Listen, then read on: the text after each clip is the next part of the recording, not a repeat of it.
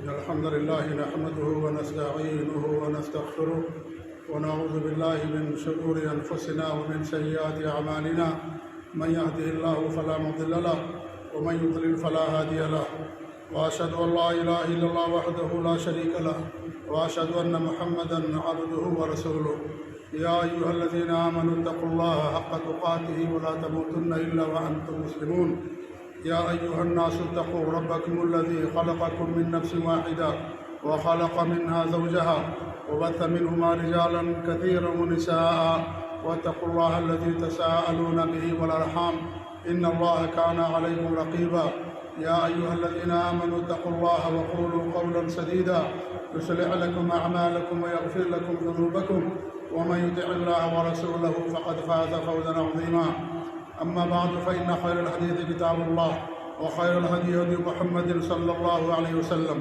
وشر الأمور محدثاتها وكل محدثة بدعة وكل بدعة ضلالة وكل ضلالة في النار فأعوذ بالله السميع العليم بسم الله الرحمن الرحيم أولئك الذين هدى الله فبهداه مقتده وقال في موضع آخر قد كانت لكم أسوة حسنة فی ابراہیم والذین معہ۔ ہر قسم کی حمد و ثنا اللہ رب العالمین کے لائق و زیبا ہے، جو اکیلا اور تنہا ہم سب کا خالق و مالک ہے اور ہم سب کا معبود حقیقی ہے۔ اللہ رب العالمین کی بے شمار حمد و ثنا کے بعد ذات مبارکہ اور مقدسہ پر انگنت درود و سلام نازل ہوں، جن کا نام اسم گرامی احمد مجتبیٰ محمد مصطفیٰ صلی اللہ علیہ وسلم ہے، جو ساری انسانیت کی لیے نبی رحمت بنا کر کے مبعوث کیے گئے۔ معزز حاضرین و ناظرین، ذوالحجہ کا مہینہ چل رہا ہے۔ ذوالحجہ کے مہینے میں جنہیں اللہ رب العالمین استطاعت سے نوازتا ہے وہ حج کرتے ہیں، قربانی کرتے ہیں۔ یہ حج اور قربانی حضرت ابراہیم علیہ السلام کی سنتوں میں سے ہے، جہاں یہ ہمارے دین کا حصہ ہے، ہمارے دین کا شعار اور پہچان ہے، وہیں یہ حضرت ابراہیم علیہ السلام کی یادگار ہے۔ حضرت ابراہیم علیہ السلام بڑے ہی عظیم نبی اور رسول ہیں، اولوالعزم رسولوں میں سے ایک ہیں، اور اس کائنات میں جتنے بھی انبیاء اور رسول آئے ان میں فضیلت و برتری کے لحاظ سے آپ دوسرے مقام پر فائز ہیں۔ سب سے افضل، سب کے پیشوا اور رہبر جناب عربی محمد رسول اللہ صلی اللہ علیہ وسلم، اس کے بعد دوسرے مقام پر جس نبی اور رسول کا مرتبہ یا نام آتا ہے وہ جناب ابراہیم علیہ السلام کی ذات مبارکہ۔ ابراہیم علیہ السلام کی زندگی میں اہل ایمان کے لیے بہت سارا نمونہ ہے۔ میں نے دو چھوٹی چھوٹی آیتیں پڑھی ہیں۔ پہلی آیت جو میں نے تلاوت کی اس میں اللہ رب العالمین نے تمام انبیاء کا یا اکثر نبیوں کا ذکر کرنے کے بعد فرمایا، یہ سورہ انعام کی آیت نمبر 90 ہے۔ اللہ رب العالمین نے اس آیت سے پہلے تقریباً 18 انبیاء کا ذکر فرمایا۔ اس کے بعد کیا فرمایا؟ اولئک الذین ھدی اللہ، یہ وہ لوگ ہیں جن کو اللہ نے ہدایت دی۔ فبہداہ مقتدہ، اللہ اپنے نبی کو حکم دے رہا ہے کہ ان کی ہدایت پر قائم رہیے، ان کی اقتداء کیجیے، ان کی پیروی کیجیے، کیونکہ تمام نبیوں کا دین ایک تھا۔ شریعتیں مختلف تھی لیکن نبیوں کا دین ایک تھا، دین توحید تھا۔ تو اللہ فرماتا ہے اپنے نبی کے بارے میں کہ ان کی اقتداء کیجیے، ان کی پیروی کیجیے، ان کے عقیدے پر قائم رہیے، کیونکہ تمام نبیوں کا عقیدہ ایک ہی تھا۔ دوسری آیت جو ہم نے پڑھی ہے اس آیت کریمہ میں اللہ رب العالمین نے بطور خاص ابراہیم علیہ السلام کا نام لے کر کے فرماتا ہے، قد اہل ایمان کو، ہم کو اور آپ کو، مومنوں کو مخاطب کر کے فرماتا ہے، قد کانت لکم اسوۃ حسنہ فی ابراہیم، تمہارے لیے بہترین نمونہ ہے ابراہیم علیہ السلام کی زندگی میں، والذین معہ، اور جو ان کے ساتھ تھے، ان پر جو ایمان لائے، ان کی زندگی میں، حضرت ابراہیم علیہ السلام کی زندگی میں اے مومنوں تمہارے لیے بہترین نمونہ ہے۔ آج کے اس درس میں والدین پر اولاد کے کیا حقوق ہوتے ہیں، اولاد پر والدین کے حقوق کے تعلق سے ہمیشہ ہم گفتگو سنتے رہتے ہیں، لیکن والدین پر اولاد کے حقوق کیا ہیں؟ ذوالحجہ کا مہینہ ہے، حضرت ابراہیم علیہ السلام کے حوالے سے، ان کی سیرت کے حوالے سے، قرآن کریم کی آیات کریمہ کے حوالے سے آج کے اس خطبے میں چند باتیں آپ لوگوں کے سامنے بیان کرنا چاہوں گا کہ ان کی زندگی میں ہمارے لیے کیا نمونہ ملتا ہے، کیا درس ملتا ہے اولاد کے تعلق سے، اولاد کے کیا حقوق ہم ایک ماں باپ پر عائد ہوتے ہیں۔ ان کی زندگی اور ان کی سیرت کے حوالے سے آج کے اس خطبے میں انہی باتوں کو آپ لوگوں کے سامنے میں اجاگر کرنے کی کوشش کروں گا۔ جہاں اولاد پر والدین کے حقوق ہیں، وہیں اولاد کے والدین پر بھی حقوق ہیں۔ اور یہ بات میں بتا دوں کہ والدین پر جو اولاد کے حقوق ہیں وہ پہلے عائد ہوتے ہیں، اور اولاد پر والدین کے حقوق بعد میں عائد ہوتے ہیں۔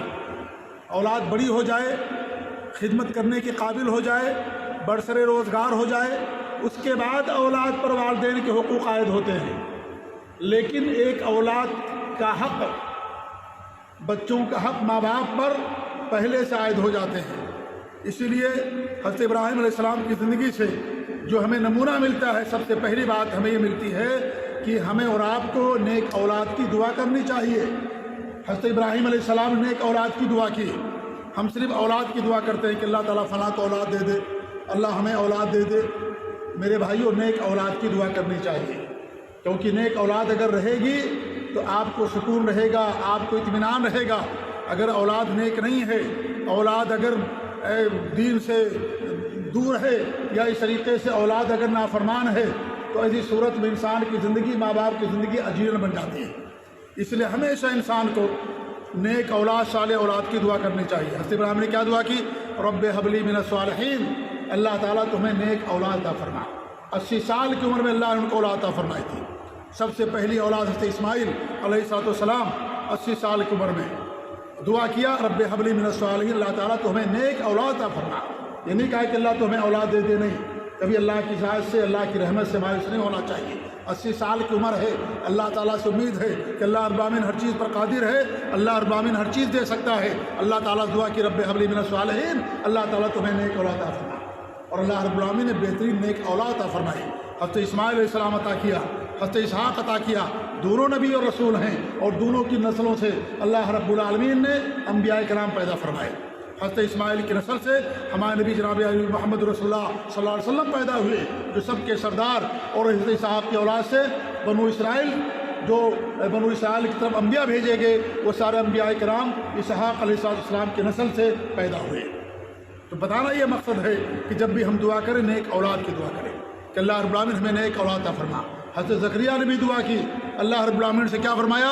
انہوں نے دعا کی، رب هب لی من لدنک ذریۃ طیبہ انک سمیع الدعاء، اللہ تعالیٰ تو اپنی طرف سے ہمیں بہترین ذریت عطا فرما، نیک اور پاکیزہ ذریت عطا فرما، انک سمیع الدعاء، اللہ تعالیٰ تو ہی دعاؤں کو سننے والا، دعاؤں کو قبول کرنے والا۔ اللہ دعائیں سنتا بھی ہے، اور اللہ تعالیٰ دعاؤں کو قبول بھی فرماتا ہے۔ تو ہمیں جب بھی دعا کرنا ہو، نیک اولاد کی دعا کرنی چاہیے۔ اللہ کی رحمت سے کبھی مایوس نہیں ہونا چاہیے، اللہ تعالیٰ سے مانگنا چاہیے، اللہ ہی اولاد دینے والا۔ ہمارے معاشرے میں کیا ہے، شادی ہو گئی، 2 4 10 سال گزرے، اولاد نہیں ہو رہی، قبروں پر جاتے، مزاروں پر جاتے ہیں، درگاہوں کے پاس جاتے، پیروں اور فقیروں کے پاس جاتے ہیں، اولاد دے دیجیے، نعوذ باللہ۔ یہ شرک تو مکہ کے مشرک نے بھی نہیں کیا تھا۔ مکہ کے مشرک کسی کے دربار پر اولاد مانگنے کے لیے کبھی نہیں گئے۔ انہوں نے یہ شرک نہیں کیا تھا جو آج کا نام نہاد مسلمان، کلمہ پڑھنے والا مسلمان شرک کرتا ہے۔ نبی پر ایمان ہے، اللہ پر ایمان ہے، آخرت پر ایمان ہے، لیکن اولاد نہیں ہے، مزاروں اور درگاہوں پر جاتا ہے، وہاں جا کر کے جو ہے دھاگے باندھتا ہے، درختوں پر جا کر کے دھاگے باندھتا ہے۔ فلاں عورت گئی تھی، اس کو اولاد مل گئی، اس کو خبر پہنچتی ہے، وہ بھی چلی جاتی ہے درگاہ پر دھاگا باندھنے کے لیے۔ نعوذ باللہ من ذالک۔ دینے والا اللہ تعالیٰ ہے، اللہ تعالیٰ کی ہر چیز کا وقت مقرر ہے۔ اللہ نے مقرر کیا تھا کہ فلاں وقت میں آپ کو اولاد ملے گی، ہم نے جلدی کیا، صبر نہیں کیا، اور جا کر کے شرک کا ارتکاب کر بیٹھ گئے۔ دیا اللہ ہی نے، اللہ کے علاوہ کوئی دینے والا نہیں ہے، اللہ ہی دینے والا ہے، اللہ سب کا خالق اور مالک ہے، وہی سب کا رازق ہے، وہی سب کا معبود حقیقی ہے۔ لہٰذا جب بھی اولاد مانگو، اللہ تعالیٰ سے مانگو، اللہ ہی دینے والا ہے، اللہ کے علاوہ کوئی اولاد نہیں دے سکتا۔ یہ بہت بڑا شرک ہے، بہت بڑی گمراہی ہے کہ اللہ تعالیٰ کی ربوبیت کے اندر شرک ہے، جو مکہ کے مشرک بھی شرک نہیں کیا کرتے تھے، جو آج کے نام نہاد کلمہ گو مسلمان یہ شرک کرتے ہیں۔ ایسے شرک سے انسان کو توبہ کرنی چاہیے، اسی بدعملی اور نافرمانی اور گمراہی سے انسان کو توبہ کرنا چاہیے۔ تو سب سے پہلا نمونہ، سب سے پہلا درس ہمیں ملتا ہے کہ ہم اللہ تعالیٰ سے نیک اولاد کی دعا کریں، اللہ تعالیٰ سے مانگیں۔ نبی ہیں، اس کائنات میں دوسرے مقام پر ہیں، لیکن اللہ تعالیٰ سے مانگ رہے ہیں۔ ہم کہتے ہیں دوسروں کے پاس جاتے ہیں، کن کے پاس؟ جن کی زندگی کا کوئی عطا پتہ نہیں، کیسی ان کی زندگی گزری، قبروں کے اندر مدفون ہے، کیسے ہیں، کیسے تھے وہ لوگ، اللہ بہتر جاننے والا ہے۔ ان کے پاس جاتے ہیں ہم۔ حضرت ابراہیم علیہ السلام اس کائنات میں دوسرے مقام پر ہیں، فضیلت کے اعتبار سے اللہ تعالیٰ سے مانگ رہے ہیں، اللہ تعالیٰ دینے، ان کے ہاتھ میں بھی کچھ نہیں تھا کسی کو اولاد دے۔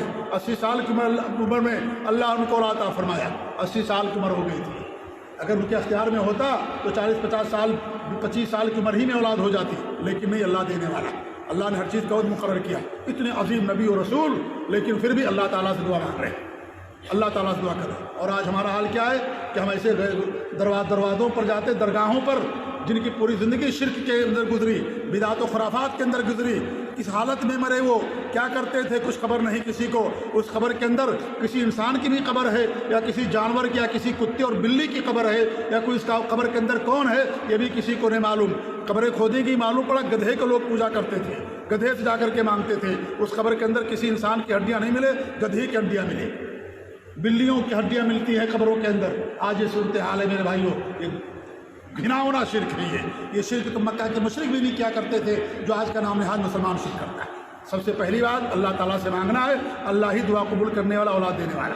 نمبر 2، جب اللہ نے ان کو اولاد عطا فرمائی، کیا کیا انہوں نے؟ اللہ تعالیٰ کا شکر ادا کیا۔ ہمیں بھی اللہ تعالیٰ کا شکر ادا کرنا چاہیے، جو بھی کیونکہ نعمتیں ہمیں اللہ کی طرف سے ملتی ہیں۔ وما بکم من نعمت فمن اللہ، جو کچھ بھی ہمارے پاس نعمت ہے، چاہے مال کی نعمت ہو، اولاد کی نعمت ہو، صحت کی نعمت ہو، تندرستی کی نعمت ہو، نیک بیوی کی نعمت ہو، گھر اور اعلیٰ اولاد، دنیا کی جتنی بھی نعمتیں ہیں، حتیٰ کہ دو دین سے متعلق نعمتیں ہیں، وہ ساری نعمتیں اللہ رب العالمین کی طرف سے، اللہ دینے والا بس، اور کوئی کچھ کرنے والا نہیں ہے یہ، لہٰذا اللہ دینے والا ہے، ساری نعمتیں اللہ کی طرف سے، تو اللہ تعالیٰ کا ہمیں شکر ادا کرنا، اللہ دینے والا ہے، اللہ رب العالمین دینے والا، لہذا اللہ تعالیٰ کا شکر ادا کیجیے۔ حضرت ابراہیم نے کیا دعا فرمائی؟ الحمدللہ الذی، کیا انہوں نے کہا؟ الحمدللہ الذی، تمام تعریفیں اللہ رب العالمین کے لیے، اللہ کا شکر ادا کر رہے ہیں۔ وَهَبَ لِي عَلَى الْكِبَرِ إِسْمَاعِيلَ وَإِسْحَاقَ إِنَّ رَبِّي لَسَمِيعُ الدُّعَاء، تمام تعریف، ہر قسم کی حمد و ثنا، بڑائی و بزرگی اس رب کے لیے ہے جس نے ہمیں بڑھاپے میں اسماعیل اور اسحاق عطا کیا۔ بڑھاپے میں اللہ رب العالمین کو یہ اولاد عطا کی، 80 سال کے بعد اللہ رب العالمین کو اولاد عطا فرمائی۔ ان ربی لسمیع الدعاء، میرا رب دعاؤں کو سننے والا اور قبول کرنے والا، اللہ کا شکر ادا کیجیے۔ اور اگر وہ نعمت کسی کے ذریعے سے آپ کو ملتی ہے، ایسی نعمت جو اللہ رب العالمین نے کسی کو اختیار دیا، تو اس آدمی کا بھی شکریہ ادا کیجیے۔ کچھ چیزیں ایسی ہیں جو اللہ کے علاوہ کوئی نہیں دے سکتا، اولاد دینا، بارش برسانا، مارنا جلانا، دنیا کا نظام چلانا، ہوائیں چلانا، صحت دینا، یہ سب اللہ تعالیٰ ہی کرتا، کوئی نہیں کر سکتا۔ لیکن کچھ چیزیں ایسی جو اللہ رب العالمین کسی کے حوالے سے آپ کو دیتا ہے، کسی کے حوالے سے۔ اگر آپ کو کسی کے ذریعے سے نوکری ملی، آپ اس آدمی کا شکریہ ادا کیجئے کہ آپ نے اچھی جگہ پر مجھے نوکری لگوا دی، مجھے تنخواہ رزق حلال کا ذریعہ آپ بن گئے، یہ اللہ نے اختیار دیا ہے۔ آپ بیمار تھے، آپ کو ڈاکٹر کے پاس کسی نے پہنچا دیا، آپ کے پاس گاڑی، اللہ نے آپ کو اختیار دیا ہے، اس میں آپ اس آدمی کا شکر ادا کیجئے جو آپ کو ڈاکٹر کے پاس لے گیا۔ اگر تاخیر ہو جاتی تو آپ کی موت بھی ہو سکتی تھی، اس آدمی کا شکر ادا کیجئے، کیونکہ اللہ رب العالمین نے اس کو آپ کے لیے ذریعہ بنایا۔ اللہ ہی مسبب الاسباب ہے، وہی سبب بنانے والا بھی ہے، لہذا جو آپ کے لیے سبب بن جائے، جن چیزوں میں اللہ نے کسی کو اختیار دیا، یاد رکھیے اس بات کو، جن میں اللہ نے کسی کو اختیار نہیں دیا اس میں کوئی سبب نہیں بنتا، ان میں کوئی سبب نہیں ہوتا۔ اللہ نے جن چیزوں میں اختیار دیا ہے ان میں اگر کوئی آپ کے لیے سبب بن جائے، آپ اس کا شکر ادا کیجئے کہ اس کے ذریعے سے اللہ رب العالمین نے آپ کی مدد فرمائی۔ تو حضرت ابراہیم نے کیا کہا؟ اللہ کی تعریف بیان کی، اللہ کی حمد و ثنا کیا۔ الحمدللہ الذی وہب لی علی الکبر اسماعیل و اسحاق، بڑھاپے میں لمبی عمر ہو جانے کے بعد اسماعیل اور اسحاق کی شکل میں اللہ نے ہمیں اولاد دی۔ اللہ تعالیٰ تیرا لاکھ لاکھ شکر و احسان ہے، تو ہی میری دعاؤں کو سننے والا اور قبول کرنے والا۔ نمبر 3، اولاد مل گئی، اس کی تربیت کا انتظام کیجئے، اچھی تربیت کا دینے والا اللہ تعالیٰ ہے۔ تربیت آپ کے ذمہ ہے کہ آپ کو بچوں کی اچھی اور دینی تربیت کرنا ہے، اس کے لیے اچھی جگہ کا انتخاب کیجئے، اچھے ماحول کا انتخاب کیجئے، اچھی تعلیم اور دینی تعلیم و تربیت کا انتظام کیجئے۔ آپ کی ذمہ داری ہماری ذمہ داری ہے۔ اللہ نے اولاد دے دیا، اللہ کی ذمہ داری نہیں کہ اس کو دیندار بنائے، یہ ہماری ذمہ داری ہے کہ ہم اولاد کو دیندار بنائیں اور دین پر اس کو قائم رکھنے کے لیے ہر جتن کریں، ہر کوشش کریں، یہ ہماری اور آپ کی ذمہ داری بنتی ہے۔ اسی لیے حضرت ابراہیم علیہ السلام کو جب اللہ نے حضرت اسماعیل عطا کیا حضرت ابراہیم علیہ السلام کو، انہوں نے کیا کیا؟ ایسی جگہ جو شرک کا گڑھ تھی، شرک اور کفر ہوا کرتا تھا، عراق سے نکال کر کے لا کر کے ان کو مکہ کی سرزمین میں بسایا۔ کہاں پر؟ خانہ کعبہ کے پاس، ربنا انی اسکنت من ذریتی بواد غیر ذی زرع عند بیتک المحرم ربنا لیقیموا الصلاۃ۔ اللہ رب العالمین، میں نے اپنی ذریت کو ایسی وادی میں جو غیر ذی زرع ہے، غیر آباد ہے، جہاں پانی اور انسان کا کوئی نام و نشان نہیں ہے، ایسی جگہ تیرے حرام گھر کے پاس، بیت اللہ کے پاس لا کر کے میں نے انہیں آباد کر دیا ہے۔ اور ربنا لیقیموا الصلاۃ، اے ہمارے رب تاکہ وہ نماز کی پابندی کریں، نماز پڑھیں، نماز پر قائم رہے۔ تیرا یہ گھر جو ہدایت کا سرچشمہ ہے، خانہ کعبہ مرکز ہے یہ پوری دنیا والوں کے لیے، اس گھر کے پاس لا کر کے میں نے اپنی ضروریت کو لا کر کے بسا دیا ہے۔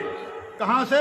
شرک و کفر کی دلدلوں سے نکال کر کے، شرک و کفر کی آماز گاہ سے نکال کر کے، وہاں سے ان کو ہٹا کر کے لا کر کے تیرے حرام گھر کے پاس جو ہدایت اور توحید کا سرچشمہ ہے، پوری دنیا والوں کے لیے ہدایت کا مرکز ہے، میں نے لا کر کے اس کو اپنی اولاد کو وہاں تیرے پاس، تیرے گھر کے پاس لا کر کے بسا دیا ہے۔ وہاں سے نکال کر کے وہاں پر لے کر کے آئے۔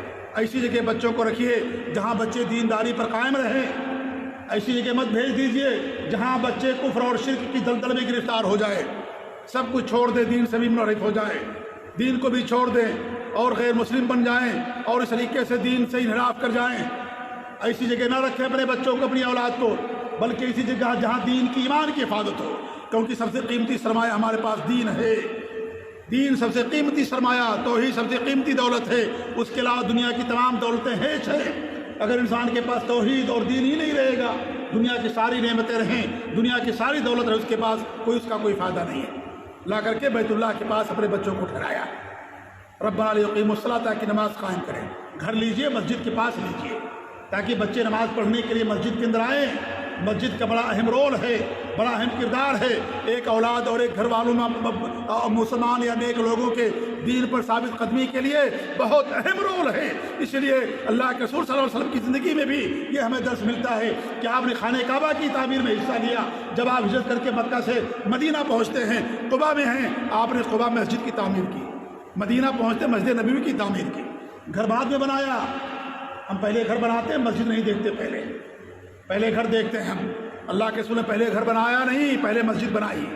قباء کے اندر پہلے مسجد بنائی، 17-18 دن تک آپ نے قباء میں قیام کیا، آپ نے وہاں مسجد تعمیر کی قباء والوں کے لیے، کیونکہ مسجد رہے گی، سارے مسلمان ملیں گے، دین پر استقامت ہوگی، دین پر قائم رہیں گے، ایک دوسرے کے حالات معلوم ہوں گے۔ اگر مسجد رہی ہے، دوسرے لوگ بکھرے ہوئے ہیں، کسی سے کوئی ملاقات نہیں ہوتی، 5 وقتہ ملاقات ہوگی، جماعت کے لوگ نماز پڑھنے کے لیے مسجد کے اندر آئیں گے۔ مدینہ پہنچتے مسجد نبوی کی تعمیر کی، انہوں نے مسجد بنایا، سب سے پہلے گھر بعد میں بنایا، پہلے مسجد بنایا انہوں نے، اس کے بعد گھر کی تعمیر کیا۔ کیوں؟ اس لیے کہ مسجد تیار ہو جائے گی، سارے مسلمان ہو کر کے، اکٹھا ہو کر کے یہاں پر آ کر کے جماعت کے ساتھ نماز پڑھیں گے، نماز ادا کریں گے۔ اس لیے گھر بنانے سے پہلے مسجد کی تعمیر کی۔ گھر لینے سے پہلے مسجد دیکھیے کہ آپ کے آس پاس میں، پڑوس میں مسجد ہے کہ نہیں ہے۔ گھر چاہے اتنا عالیشان کیوں نہ ہو اور اس طریقے سے وہاں پریشانی ہی کیوں نہ ہو، لیکن میرے بھائیوں، دنیا کی پریشانی ایک دن ختم ہو جائے گی، آخرت کی پریشانی کبھی نہیں ختم ہوگی۔ دنیا میں اگر گھر ہے، آپ کے پاس راستہ نہیں ہے، لائٹ کا پرابلم ہے، روڈ کا پرابلم ہے، اور کوئی مسئلہ حل ہو جائے گا وہ دھیرے دھیرے، اور اگر نہیں حل ہوا تو کم سے کم آپ مسجد کے پاس ہیں، مسجد آپ کو دین پر قائم رہنے میں بڑا رول ادا کرے گی، کم سے کم یہ نعمت آپ کے پاس موجود ہے۔ اس کا ہمیں یتر کرنے کی ضرورت ہے۔ یہ حضرت ابراہیم علیہ السلام کی زندگی سے یہ ہمیں درس ملتا ہے۔ جا کر کے مکہ کے پاس انہوں نے اپنی اولاد کو ٹھہرایا تاکہ وہ نماز کی پابندی کرے، وہاں رہیں گے، توحید پر قائم رہیں گے اور اس طریقے سے نماز کی پابندی کریں گے۔ اس لیے انہوں نے ایسا کیا۔ کیا ہم ایسا کرتے ہیں اپنی زندگی میں؟ ہم ایسا نہیں دیکھتے، ہم دیکھتے سب سے سستا مکان ملے گا، کہیں بھی مل جائے، کوئی بھی رہنے والا ہو، ہمیں سستا مکان چاہیے بس، یا عالیشان گھر چاہیے ہمیں، تو ہر قسم کی ہمیں کیا چاہیے؟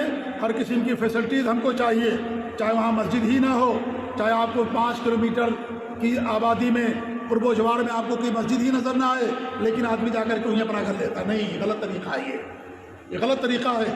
اپنے اولاد کو گویا کہ ہم تربیت نہیں کر رہے ہیں دینی، انہیں دینی ماحول مہیا نہیں کر رہے ہیں، ہم کو ان کو دینی ماحول دینے کی ضرورت ہے۔ حضرت ابراہیم علیہ السلام نے دینی ماحول ان کو عطا فرمایا، جا کر کے بیت اللہ کے پاس ان کو ٹھہرایا۔ لہٰذا میرے بھائی، ہمارا بھی ایک کردار ہے، ہمارا عمل ہونا چاہیے، وہ ہمارے لیے نمونہ ہے۔ حضرت ابراہیم علیہ السلام اپنی اولاد کی تربیت کے حوالے سے ہمیں بھی فکر مند ہونا چاہیے، کیونکہ میرے بھائی اللہ کے رسول کی حدیث ہے کہ قیامت کے دن جسے اللہ رب العالمین رعایا عطا فرمایا اور انہوں نے رعایا کی حقوق کی خلاف ورزی کی، خیانت کی، تو اللہ تعالیٰ کے ہاں وہ خائن بن کر کے آئے گا، اور اللہ تعالیٰ کی جنت کی خوشبو بھی اسے نہیں ملے گی۔ جسے اللہ نے اولاد دیا لیکن دین کی تربیت نہیں کی، اسے دین پر قائم رہنے کے لیے جتن اور کوشش نہیں کیا، دینی تربیت نہیں کی، ان کو دنیا کی تمام چیزیں اسے دی، ہر چیز کی حق کو مہیا کیا، لیکن دین جو سب سے بنیادی چیز ہے، جو جیسے جسم کے لیے روح کی ضرورت ہے، ویسے ہی ہمارے لیے دین روح سے زیادہ اہمیت رکھتی ہے، اس کا خیال نہیں رکھا اس نے، اور دنیاوی چیزوں کا خیال رکھا، اعلیٰ سے اعلیٰ تعلیم دیا ایسی جگہ جہاں بچہ جانے کے بعد دین سے مرتد ہو گیا، ارتداد کا شکار ہو گیا، دین چھوڑ دیا، لیکن تعلیم بہت اونچی حاصل کر لی۔ میرے بھائیو، ایسی تعلیم سے کوئی فائدہ نہیں ہے، ایسی تعلیم سے کوئی فائدہ نہیں جو بچے کو دین سے مرتد کر دے، دین سے ختم کر دے۔ آپ اعلیٰ تعلیم دیجئے، لیکن اس کے حدود ہیں، اس کے ضابطے ہیں۔ ہم یہ نہیں کہتے آپ بچے کو ڈاکٹر نہ بنائیے، انجینئر نہ بنائیے آپ، لیکن ان کی دینی تربیت کا بھی خیال رکھیے، دین کی تربیت بھی اس کا خیال رکھیے۔ ایسی جگہوں کا انتخاب کیجیے جو بچے کا دین پر رہنے میں اسے کوئی پریشانی نہ ہو اور دین پر قائم اور دائم رہے۔ ایسی جگہوں کا، ایسے مدرسوں اور ایسے اسکولوں کا ہم کو انتخاب کرنا چاہیے، اور ایسی جگہوں اور مقامات کا ہم کو انتخاب کرنا چاہیے۔ تو حضرت ابراہیم علیہ السلام نے لے جا کر کے اپنے بچے کو کہاں پر آباد کیا؟ مکہ مکرمہ کے پاس جا کر کے ان کو آباد کیا۔ لہذا ہمیں بھی ایسا دینی ماحول اپنے بچوں کو مہیا کرنے کے لیے بچوں کا حق ہمارے اوپر ہے۔ اس لیے علماء نے بیان کیا کہ اللہ رب العالمین قیامت کے دن پہلے ماں باپ سے پوچھے گا کہ تم کو ہم نے اولاد دیا، تم نے اولاد کا حق ادا کیا کہ نہیں کیا، پہلے ماں باپ سے سوال کیا جائے گا۔ اولاد سے بعد میں سوال ہوگا کہ تم نے ماں باپ کا حق ادا کیا کہ نہیں کیا، ان سے بعد میں سوال ہوگا، پہلے ماں باپ سوال کیا جائے گا۔ اس سے بہت گمبھیر مسئلہ ہے، یہ بہت اہم معاملہ ہے۔ اسے آپ لوگ، ہم لوگ اسے لائٹ میں نہ لیں، اسے ہلکا نہ سمجھیں کہ خلاص اولاد ہوگی معاملہ ختم ہو گیا، حل ہو گیا۔ نہیں، ہم کو اس پر غور کرنے کی ضرورت ہے اور اس کے بارے میں فکر مند ہونے کی ضرورت ہے، کیونکہ وہ ہمارا سرمایہ ہے۔ اگر وہ ہم ان کی اچھی تربیت کریں گے، دینی کی تربیت کریں گے، وہ ہمارے لیے بعد میں صدقہ جاریہ بھی بنیں گے۔ لیکن اگر ہم ہی ان کے لیے گمراہی کا ذریعہ بن گئے، ہم ہی ان کو دین سے مرتد کرنے کا ذریعہ بن گئے، تو ہمارے لیے کیا ہوگا؟ وبال جان ہوں گے، وہ ہمارے لیے دعا نہیں کریں گے، وہ ہمارے لیے صدقہ جاریہ نہیں ہوں گے، بلکہ ہمارے لیے برائی کا ذریعہ ہوں گے۔ اور جب تک وہ برائی پر قائم رہیں گے، کرتے رہیں گے، ہمیں بھی اس کا گناہ ملتا رہے گا، کیونکہ ہم ان کا ذریعہ بن گئے۔ اگر ہم ان کے لیے نیکی کا ذریعہ بنیں گے، دین پر ثابت قدمی کا ذریعہ بنیں گے، جب تک دین پر قائم رہیں گے، نیکی کریں گے، اس کا اجر بھی ہمیں ملتا رہے گا، اور جب وہ گناہ کریں گے تو گناہ بھی ہم کو ملتا رہے گا۔ لہذا یہ کوئی ہلکا مسئلہ نہیں ہے، یہ کوئی معمولی مسئلہ نہیں ہے، یہ کہ کریں گے تو ثواب، نہیں کریں گے تو گناہ نہیں ہوگا، ایسا کوئی مسئلہ نہیں ہے۔ یہ بہت اہم مسئلہ ہے، ان سب پر آپ کو، ہم کو مل بیٹھ کر کے غور کرنے کی ضرورت ہے، فکر مند ہونے کی ضرورت ہے۔ تو یہ بھی ہمیں درس ملتا ہے کہ اپنی اولاد کی تربیت کے لیے اچھی جگہ کا انتخاب، اچھا ماحول، دینی ماحول ہمیں ڈھونڈنے کی ضرورت ہے، اور دینی ماحول میں بچوں کو رکھنے کی ضرورت ہے۔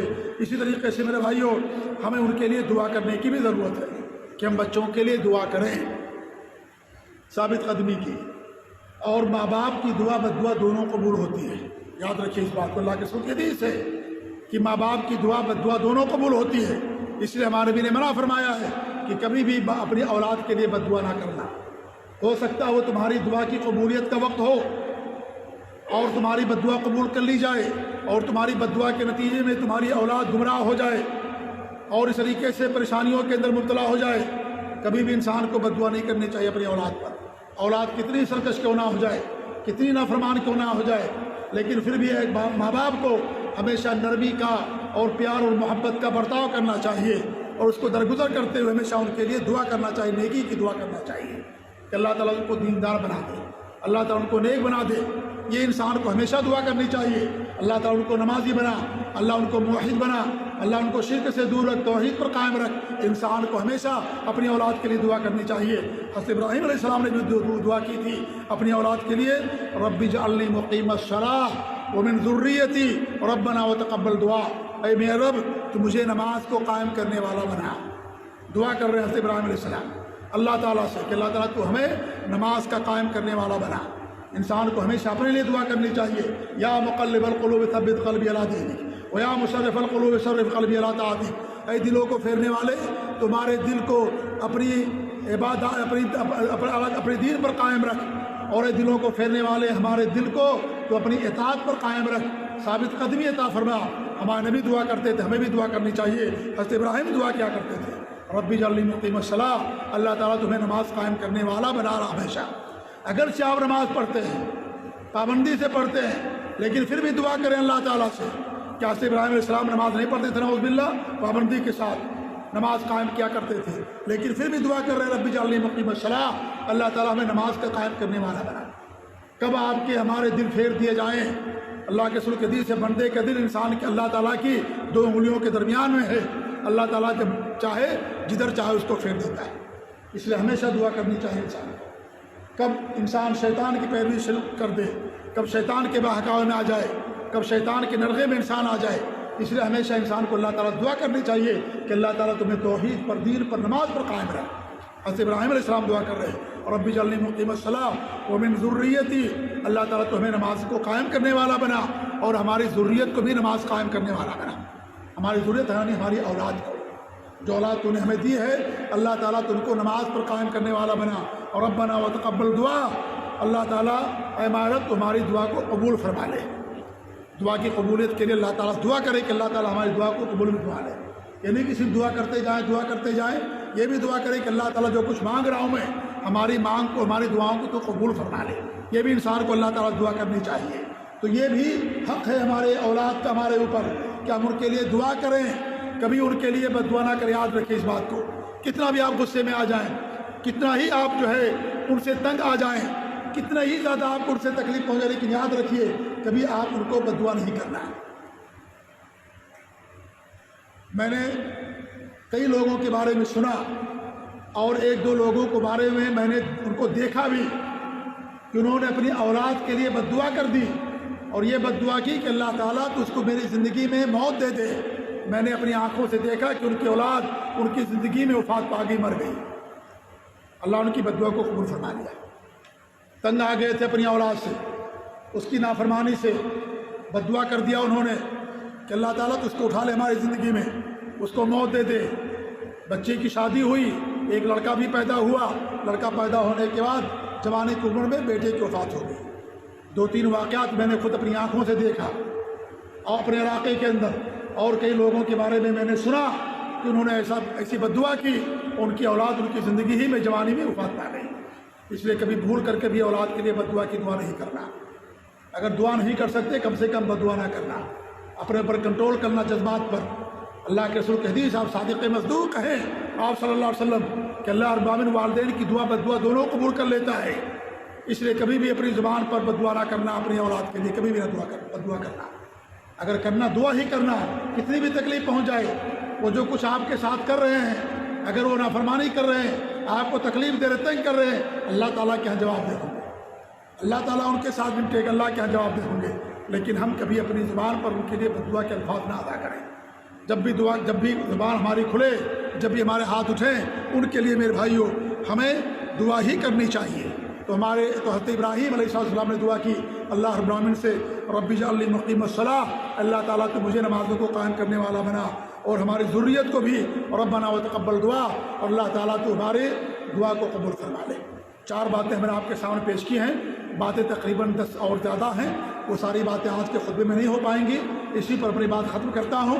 انشاءاللہ جو باقی باتیں ہیں ابراہیم علیہ السلام کی سیرت کے حوالے سے، ایک اولاد کے حقوق ہمارے اوپر ماں باپ پر کیا عائد ہوتے ہیں، کیا ہم کو ان کے ساتھ کرنا چاہیے، انشاءاللہ آنے والے دنوں خطبے میں اس کو ہم بیان کرنے کی کوشش کریں گے۔ اللہ تعالیٰ دعا کہ اللہ رب العالمین ہمیں اپنی اولاد کا حق ادا کرنے کی توفیق دے۔ اللہ ہماری اولاد کو نیک بنائے، صالح بنائے، موحد بنائے۔ اللہ تعالیٰ انہیں اپنے ماں باپ کی خدمت کرنے کی توفیق دے۔ اللہ تعالیٰ ان کے نیکی پر قائم رکھے، دین پر قائم رکھے۔ اللہ تعالیٰ ان کو دنیا کے فتنوں سے محفوظ رکھے، شر سے محفوظ رکھے، بیماریوں سے محفوظ رکھے، دین اور توحید اور سنت پر قائم رکھے۔ اپنی ماں باپ کی خدمت کرنے والا اللہ تعالیٰ ہماری اولاد کو بنائے۔ آمین رب العالمین۔ بارک اللہ لی ولکم فی القرآن العظیم ونفعنی وإیاکم بالآیات والذکر الحکیم، انہ تعالی جواد الکریم ملک بر رؤوف رحیم۔